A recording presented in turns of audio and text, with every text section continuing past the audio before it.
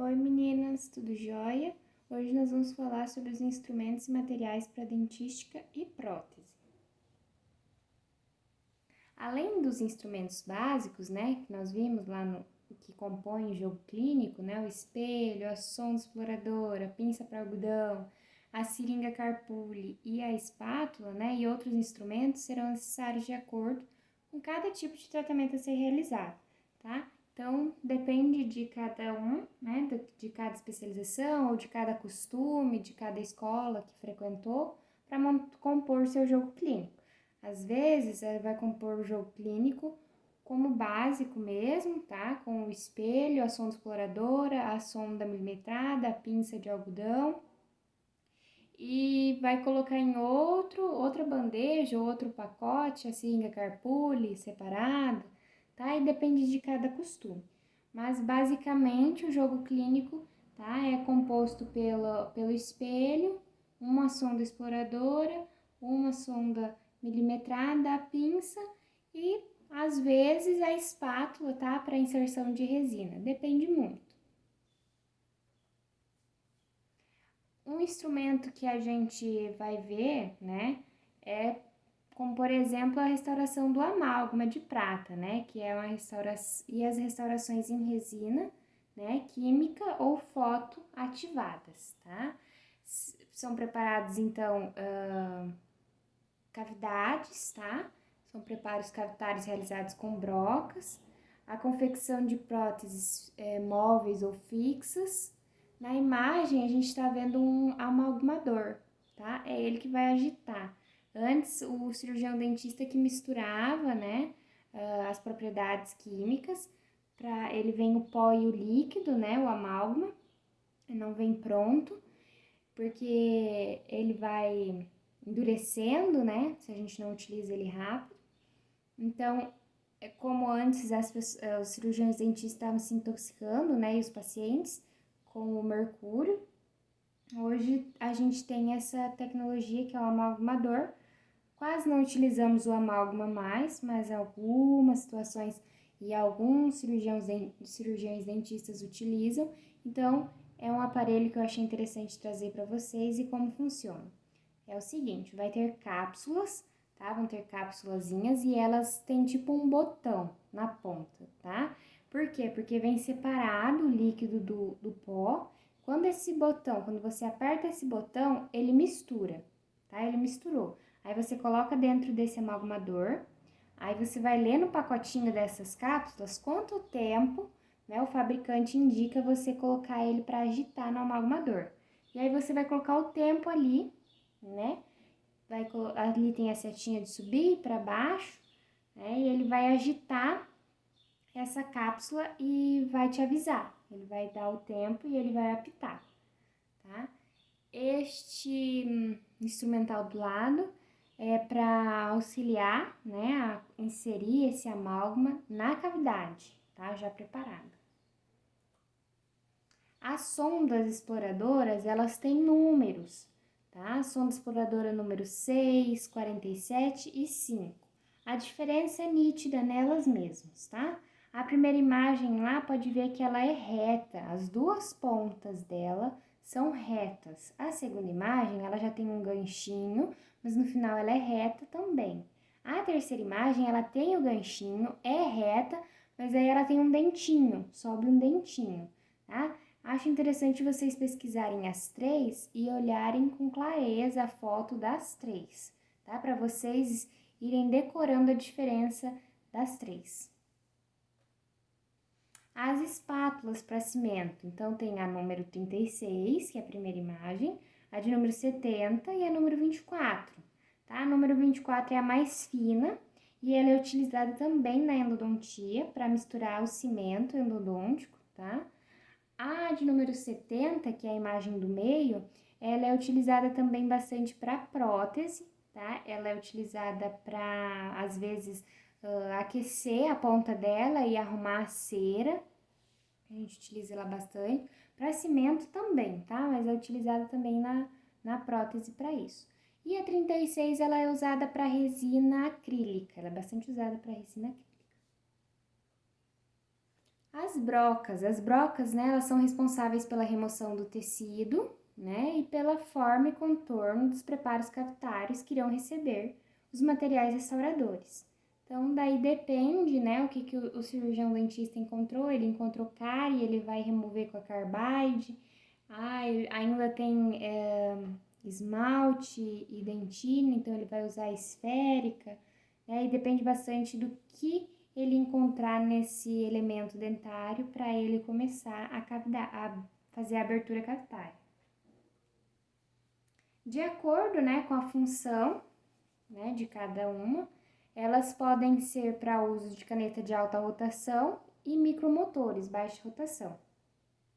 Então, a alta rotação é aquela peça única, né? Ali na imagem tem a peça reta, é a primeira, que ela tá sozinha ali, é a peça reta. A segunda é a alta rotação. A terceira é o contraângulo, tá? Que é a baixa rotação, que nós chamamos. E a quarta ali é o motorzinho tanto da peça reta quanto do contraângulo, tá? Então, ele vai encaixar nelas. Aquele é o lubrificante da Cavo, então lembrando que cada caneta, cada marca tem o seu lubrificante, a sua marca de lubrificação, tá? Isso é importante, é descrito lá, né, pelas regras do fabricante. E as brocas, né, podem ver que no final ali, principalmente ali da primeira imagem, dá pra ver melhor, e a terceira imagem, mas a imagem do meio é a ponta dela embaixo, né, ali, é igual a da terceira imagem. O que acontece? Elas encaixam na alta rotação. Como que elas vão encaixar na contraângulo? Existe um adaptador, tá? Que vem com a caneta e ele é pequenininho. Então tem que ter muito cuidado para não perder esse adaptador, tá? Podem então ter a ponta cortante ou carbide. A primeira imagem ali é a carbide e a segunda imagem é a que nós chamamos de ponta diamantada, tá? A parte ativa das brocas podem ter vários formatos, como por exemplo a esférica, que é a segunda imagem, a cilíndrica, a troncocônica, a cônica invertida e a formato de pera. Tem o formato de pera e o formato de chama, que a gente chama, e elas são bem parecidas. O que vai diferir é que a pera é um pouquinho mais gordinha do que o formato de chama. A de chama ela é um pouco mais magrinha, mas o formato é bem parecido.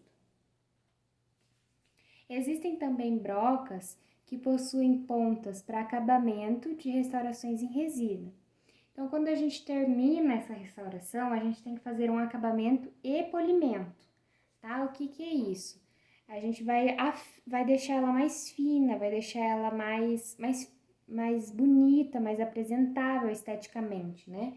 Então, geralmente em dentes anteriores é muito utilizada essas finas. Ali na primeira imagem, a gente pode ver a segunda broca e a quinta broca são mais chamadas de ponta de lápis, tá? E essas tarjas nelas, tá? Tá vendo que tem vermelho, amarelo?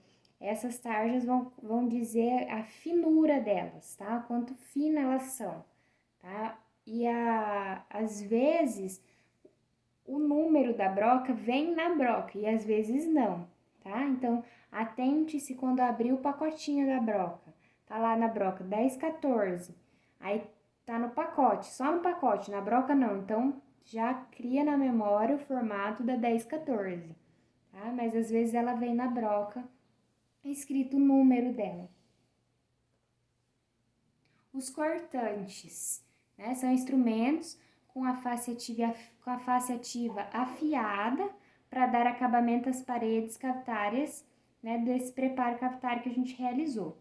Então, a gente terminou, né, de utilizar a broca, a gente pode usar o cortante de black, né, que são esses que estão aí na imagem, né, e eles têm numeração também. E aí a gente pode dar uma arrumada, um acabamento final nesse preparo cavitário. O aplicador de hidróxido de cálcio. Ele tem a função, né, de então levar hidróxido de cálcio ou de cal, tá, para a cavidade a ser restaurada e podem ser simples ou duplos, né? Então, simples quer dizer que ele vai ter só um lado com a bolinha ou ele vai ser duplo, com os dois lados. Esse de cal, geralmente a gente utiliza ele para quê? Quando a gente percebe que o preparo cavitário foi profundo o suficiente a chegar perto da polpa. E a gente quer preservar esse dente para não realizar uma endodontia. Então a gente tenta levar o fundo, tá? Só no fundo, porque ele mancha, se levar ele às paredes desse preparo, ele mancha. Então só o fundo desse preparo cavitário, então por isso essa bolinha bem pequenininha, tá? Então a gente tenta levar o de cal para esse fundo desse preparo cavitário, tá? Os escavadores. Um que a gente utiliza muito é a colher de dentina, né? São instrumentos que auxiliam na remoção do tecido cariado, da cavidade do elemento dentário. Então a gente não quer utilizar a broca e utilizou a broca e não quer chegar em câmara pulpar. A gente começa a utilizar a colher de dentina para ver se tem raspas ainda da dentina, né? Porque quando a cárie acomete esse elemento, deixa bem amolecido. Então a gente começa a ver se tem raspas, porque se tiver raspas, quer dizer que ainda tem cárie. Então a gente ainda tem que continuar esse preparo cavitário. Ou a gente utiliza para remover utiliza a colher de dentina para remover essa cárie.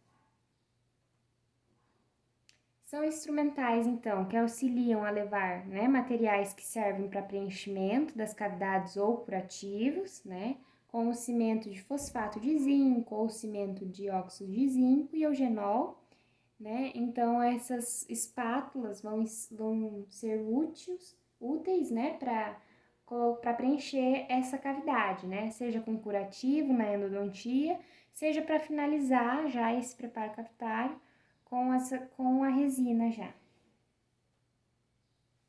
Os materiais, então, encontrados, né, são os calcadores, de número 6, né? O que são esses calcadores? Eles são mais utilizados, né, lá no amálgama, para calcar o amálgama, tá? Ou na endo, para calcar a gutapercha, mas aí ele é diferente do da imagem. Para isolamento do campo operatório. Então, antes de realizar qualquer restauração, é necessário isolamento do campo operatório, ou seja, do elemento ou elementos dentários a serem restaurados. Aqui na dentística, a gente vai isolar então o dente a ser restaurado, tá? Por exemplo, vai ser restaurado aquele pré-molar. Então, eu vou restaurar o pré-molar e eu vou isolar não só ele sozinho, eu vou isolar ele, tá? Colocar o grampo longe dele e mais dentes, para eu ver a anatomia, para eu ver cor desses dentes e a resina se vai bater. Claro que antes faz o teste, né? Antes de isolar, faz o teste no próprio dente, a gente coloca bolinhas de resina no dente, foto ativa, vê qual ficou melhor. Pede para o paciente passar a língua e a saliva vai recobrir aquele dente e a gente verifica qual cor de resina bateu melhor, tá? Mas aí a gente precisa ver anatomia, precisa ver cor para ter certeza, então a gente isola mais de um dente, né? Além do que vai ser restaurado. Na endodontia, a gente restaura o elemento que vai ser realizado a endodontia, tá? Então, se eu vou realizar no 36, eu vou isolar o 36, não vou isolar mais dentes. Até porque eu preciso que fique bem isolado, tá? Às vezes a gente passa até um top-down. Pesquisem aí o top-down. O top-down nós vimos lá para fazer clareamento, ele é uma barreira gengival, tá? Então, às vezes a gente ainda passa o top-down aí nesse isolamento, na endodontia, para ter certeza que o hipoclorito não vai para a boca desse paciente, tá? Serão necessários, então, para esse isolamento absoluto, tá? Esse aqui que tá na imagem é o isolamento absoluto, tá? Tem o relativo, o que é o isolamento relativo? A gente vai colocar algodão, tá? Mas nós vamos priorizar para restaurações e endodontia o isolamento absoluto. Serão necessários dique de borracha, tá? Que é o lençol de borracha que a gente chama, tá? tá? É essa segunda imagem aqui. O porta-dique, que é um arco, tá? Pode ser o arco de Young ou o arco para endodontia. O arco de Young é esse que tá na imagem, ele é metálico. Na endodontia, nós utilizamos um arco de plástico para ele não sair na radiografia, tá? Nós utilizamos grampos para isolamento, tá? E eles têm diversos números também, os grampos, e neles, no grampo, tá o número, tá? A pinça específica para colocação do grampo na cavidade, que é essa primeira pinça da imagem, é para colocação de grampo. A segunda ali é para furar o lençol de borracha, aonde os elementos vão encaixar, os elementos dentários ou o grampo, tá? Os diques de borracha podem ser encontrados no mercado em rolos, a serem cortados ou já cortados, tá? Eu gosto muito dessa marca que tá aí na primeira imagem, é uma marca que ela vem fácil e ela não rasga com tanta facilidade, ela vem bem lubrificada, então é uma marca muito boa. Ela vem em saquinhos separadinhos já, isso é muito bom. E eu prefiro já comprar assim separadinho porque economiza tempo. O arco de Young, né, o porta-dique, é chamado de arco de Young, tá? Este modelo é chamado de arco de Young, tá? Eles prendem, então, o lençol de borracha, podem ser de plástico ou aço inoxidável. Esse da imagem é de aço, que é utilizado na dentística. O de plástico, como eu disse, é usado lá na endo. Então, ali na imagem, acredito que vocês consigam ver que tem esses espinhozinhos. É ali que vai prender o lençol de borracha, tá?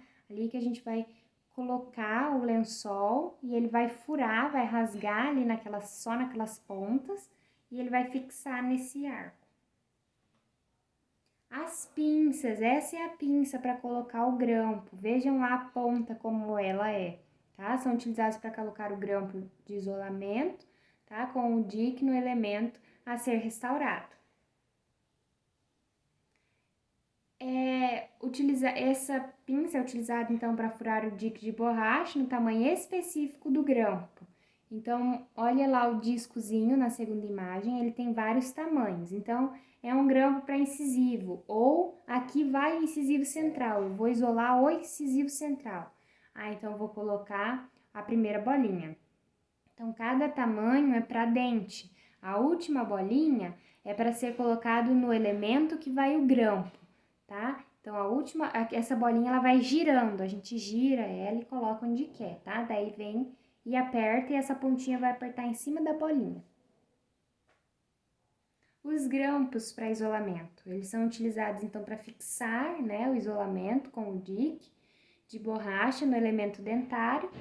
Então, encontramos no mercado uma quantidade variada de marcas, números e tipos de grampo. Então, tem grampo número 0, número grampo 00, tá? Tem grampo especial, tem grampo para cada elemento dentário. Esses últimos da imagem aqui, grampo 212, 211, 210, geralmente são para incisivos inferiores, tá? Eles são mais apertadinhos, tá? Então, é mais para eles mesmo. Então, são relacionados, né? Relacionamos um sortimento mínimo necessário de grampos para os diversos dentes da arcada.